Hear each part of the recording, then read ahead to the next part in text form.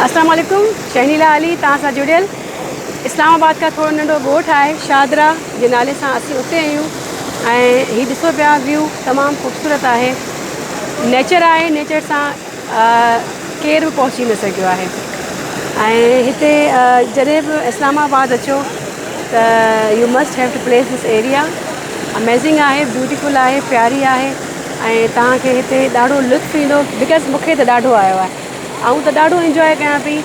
ऐं जॾहिं बि ईंदी आहियां त आउं प्रिफर कंदी आहियां त आउं नेचर वारी थिंग्स ॾेखारियां ऐं ॾिसां पई पंहिंजनि अखियुनि सां ऐं अव्हांखे बि ॾेखारियां पई। हीउ ॾिसो तव्हां, हीउ ॾिसो छा त अलाह जी मख़लूक हिते जुड़ियल आहे। हीउ ॾिसो मार्गला जा वॾा वॾा वॾा पहाड़, हिल। ऐं आउं हींअर ॾिसां पई त मूंखे त ॾाढो भई ॾिसो, हीउ तव्हां ॾिसंदा हूंदव नंढिड़ो हितां हिकिड़ो आबशार। हीउ ॾिसो, आउं हुनखे ज़ूम कयां पई, तव्हांखे नज़र ईंदो हूंदो।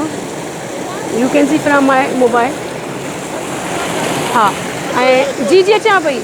ऐं हीउ पहाड़ ॾिसो, पाणी ॾिसो, नेचर ॾिसो, क्या बात है, सुभान अल्लाह, अमेज़िंग।